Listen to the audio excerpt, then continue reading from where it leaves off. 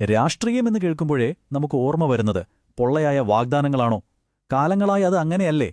പക്ഷേ ജനങ്ങളുടെ ജീവിതത്തിൽ ശരിക്കുമൊരു മാറ്റം കൊണ്ടുവരാൻ കഴിയുന്ന ഒരു ശാസ്ത്രീയമായ സമീപനം സാധ്യമാണെങ്കിലോ?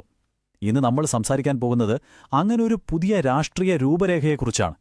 ജനങ്ങൾക്ക് വേണ്ടിയുള്ള ഭരണം എങ്ങനെ കൃത്യമായി എഞ്ചിനീയർ ചെയ്യാം എന്നതിനെക്കുറിച്ച്. നമ്മളെല്ലാവരും എപ്പോഴും പറയുന്ന അല്ലെങ്കിൽ കേൾക്കുന്നൊരു കാര്യമാണിത്, അല്ലേ? ഈ സിസ്റ്റം ശരിയല്ല, ഇതൊന്നും നന്നാവാൻ പോകുന്നില്ല എന്നൊക്കെ. തെരഞ്ഞെടുപ്പുകൾ വരും പോകും, പക്ഷെ സാധാരണക്കാരന്റെ ജീവിതത്തിൽ അടിസ്ഥാനപരമായ ഒരു മാറ്റവും വരുന്നില്ല എന്നൊരു തോന്നൽ നമുക്കെല്ലാവർക്കുമുണ്ട്. എന്നാൽ ഈയൊരു ചോദ്യമാണ് എല്ലാത്തിനെയും മാറ്റിമറിക്കുന്നത്. രാഷ്ട്രീയത്തെ പരിഹരിക്കാൻ പറ്റാത്ത ഒരു പ്രശ്നമായി കാണുന്നതിനു പകരം കൃത്യമായ ഡേറ്റയും നല്ലൊരു ഡിസൈനും ഉപയോഗിച്ച് നന്നാക്കിയെടുക്കാൻ കഴിയുന്ന ഒരു സിസ്റ്റമായി കണ്ടാലോ? അപ്പോൾ നമുക്ക് ഇതിന്റെ ഉള്ളിലേക്ക് ഒന്ന് ഇറങ്ങിച്ചെല്ലാം. ഈ സിസ്റ്റത്തിന്റെ പ്രശ്നങ്ങൾ എവിടെയാണ് തുടങ്ങുന്നത്? നമ്മുടെ ആദ്യത്തെ ഭാഗം, അടിത്തറയിലെ വിള്ളലുകൾ. നമ്മുടെ രാഷ്ട്രീയ സംവിധാനത്തിന്റെ അടിസ്ഥാനപരമായ ബലഹീനതകൾ എന്തൊക്കെയാണെന്ന് നമുക്കൊന്ന് പരിശോധിക്കാം. ഒരു സിസ്റ്റം തകരാറിലാണെങ്കിൽ അതിന് ചില ലക്ഷണങ്ങളുണ്ടാകും. ഒന്നാമതായി, നൽകുന്ന വാഗ്ദാനങ്ങളും നാട്ടിലെ യാഥാർത്ഥ്യവും തമ്മിൽ ഒരു ബന്ധവുമുണ്ടാവില്ല. പിന്നെ ഓരോ തെരഞ്ഞെടുപ്പ് കഴിയുമ്പോഴും ജനങ്ങളുടെ അതൃപ്തി ഒരു തിരമാല പോലെ തിരിച്ചു വന്നുകൊണ്ടേയിരിക്കും. പ്രശ്നപരിഹാരത്തേക്കാൾ കൂടുതൽ നമ്മൾ ശ്രദ്ധിക്കുന്നത് നേതാക്കളുടെ വ്യക്തിപ്രഭാവത്തിലായിരിക്കും. പിന്നെ ഏറ്റവും പ്രധാനം, ഇതൊക്കെ ചെയ്തിട്ട് എന്ത് ഫലം കിട്ടിയെന്ന് അളക്കാൻ ഒരു മാർഗവുമില്ല. ഓർക്കണം, ഇത് ഏതെങ്കിലും ഒരാളുടെ കുഴപ്പമല്ല, സിസ്റ്റത്തിന്റെ മൊത്തത്തിലുള്ള പിഴവാണ്. അപ്പോൾ പിന്നെ എന്താണിതിനൊരു പരിഹാരം? അതാണ് നമ്മുടെ അടുത്ത വിഷയം. രാഷ്ട്രീയത്തിനപ്പുറം ഒരു ലക്ഷ്യം വേണം. ഇവിടെ നമ്മുടെ ലക്ഷ്യം വെറുതെ ഒരു തെരഞ്ഞെടുപ്പിൽ ജയിക്കുക എന്നുള്ളതല്ല, മറിച്ച് യഥാർത്ഥ ഭരണം കാഴ്ചവയ്ക്കുക എന്നതാണ്. ഇതൊന്ന് ശ്രദ്ധിച്ചു കേൾക്കണം. തിരഞ്ഞെടുപ്പുകൾ എന്നാൽ ഭരണത്തിനായുള്ള ഡേറ്റ എഞ്ചിനീയറിംഗ് ആണ്. ഇതൊരു സാധാരണ വാചകമല്ല. രാഷ്ട്രീയത്തെ നമ്മൾ കാണുന്ന രീതിയെ തന്നെ ഇത് മാറ്റിമറിക്കും. അതായത്, തിരഞ്ഞെടുപ്പുകളെ അധികാരത്തിലേക്കുള്ള ഒരു വഴി മാത്രമായി കാണരുത്. പകരം ജനങ്ങളുടെ ആവശ്യങ്ങൾ കൃത്യമായി മനസ്സിലാക്കാനും അതിനനുസരിച്ച് ഭരണം രൂപകൽപ്പന ചെയ്യാനുമുള്ള ഒരു വലിയ അവസരമായി കാണണം. അപ്പോൾ എന്താണ് ഈ ഗവേണൻസ് എഞ്ചിനീയറിംഗ്? സിമ്പിളായി പറഞ്ഞാൽ, ഇത് ഡേറ്റ ഉപയോഗിച്ച് ജനങ്ങളുടെ പ്രശ്നങ്ങൾ മനസ്സിലാക്കുന്ന ഒരു രീതിയാണ്. പക്ഷേ വെറും കണക്കുകളായിട്ടല്ല, സഹാനുഭൂതിയോടെ, കൃത്യതയോടെ. എന്നിട്ട് ആ വിവരങ്ങൾ വെച്ച് വികസനത്തിനും ജനങ്ങളുടെ വിശ്വാസം നേടിയെടുക്കുന്നതിനും വേണ്ടി അളക്കാൻ കഴിയുന്ന വ്യക്തമായൊരു പ്ലാൻ, ഒരു ബ്ലൂ പ്രിന്റ് ഉണ്ടാക്കുന്നു. ഇത് വോട്ട് പിടിക്കാനുള്ള ഡേറ്റ അനാലിസിസ് അല്ല, ജനങ്ങളുടെ ജീവിതം മെച്ചപ്പെടുത്താനുള്ള ഡേറ്റ സയൻസ് ആണ്. ഈ പുതിയ രീതിയുടെ ആദ്യത്തെ സ്റ്റെപ്പ് എന്താണെന്ന് നോക്കാം. മൂന്നാമത്തെ ഭാഗം.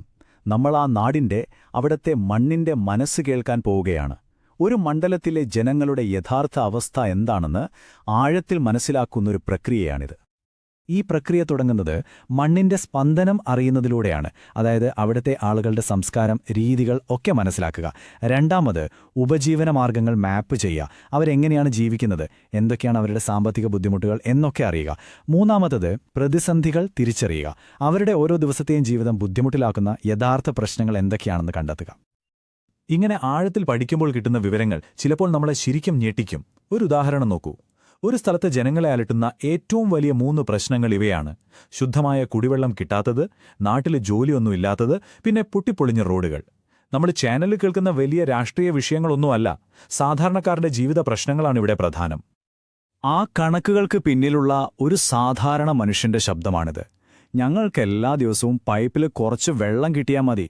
അതത്ര വലിയ ആഗ്രഹമാണോ? ഈ ഒരു ചോദ്യം കേൾക്കുമ്പോൾ നമുക്ക് മനസ്സിലാവും, ഓരോ നമ്പറിന് പിന്നിലും ഒരു മനുഷ്യന്റെ അടിസ്ഥാനപരമായ ആവശ്യവും അതിന്റെ വേദനയുമുണ്ടെന്ന്. ഇവിടെ വളരെ പ്രധാനപ്പെട്ട ഒരു കാര്യമുണ്ട്. നമ്മളിൽ ഈ വിവരങ്ങൾ ശേഖരിക്കുന്നത് വെറുമൊരു ടെക്നിക്കൽ കാര്യമല്ല. ഇത് നമ്മുടെ ഭരണഘടന മുന്നോട്ട് വയ്ക്കുന്ന മൂല്യങ്ങളിൽ ഉറച്ചു നിന്നുകൊണ്ടാവണം. ഓരോ വ്യക്തിയുടെയും അന്തസ്സിനെ നമ്മൾ ബഹുമാനിക്കണം, അവരുടെ സ്വകാര്യതയെ മാനിക്കണം. എന്തു വിവരങ്ങൾ ശേഖരിക്കുമ്പോഴും അവരുടെ പൂർണ്ണ സമ്മതം ഉറപ്പാക്കണം. ഇത് കേവലം നിയമം മാത്രമല്ല, ഒരു ജനാധിപത്യത്തിലെ അടിസ്ഥാന മര്യാദയാണ്. ഓക്കേ, അപ്പോൾ നമ്മൾ ജനങ്ങളുടെ ശബ്ദം കേട്ടു. ഇനി എന്തു ചെയ്യും? അടുത്ത ഘട്ടം, ആ കേട്ട കാര്യങ്ങൾ വെച്ച് ഒരു ആക്ഷൻ പ്ലാൻ ഉണ്ടാക്കുകയാണ്. നാലാമത്തെ ഭാഗം, ഭരണത്തിനായുള്ള ഒരു ബ്ലൂ പ്രിന്റ് ഡിസൈൻ ചെയ്യൽ. ഈ ബ്ലൂ പ്രിന്റിന് പ്രധാനമായും 4 ഭാഗങ്ങളുണ്ട്. 1, ജോലിക്കു വേണ്ടിയുള്ളൊരു ബ്ലൂ പ്രിന്റ്, നാട്ടിൽ തന്നെ തൊഴിലവസരങ്ങൾ ഉണ്ടാക്കാൻ.